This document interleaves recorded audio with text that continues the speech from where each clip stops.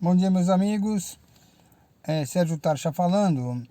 Eu vou publicar esse vídeo em resposta a inúmeras pessoas que têm me consultado sobre a minha opinião no episódio que ceifou a vida do pequeno Miguel, lá em Recife.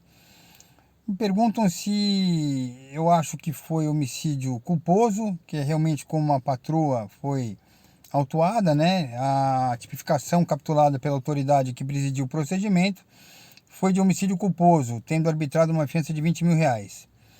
Ou se foi doloso, né? Eu entendo que realmente é um homicídio doloso, eventual indireto.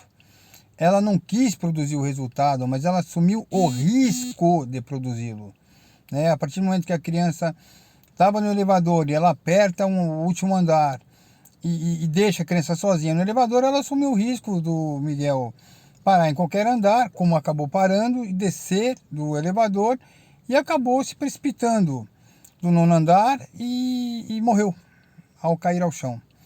Então, na minha humilde opinião, trata-se sim de homicídio doloso eventual indireto, devendo a moça ir a júri, né?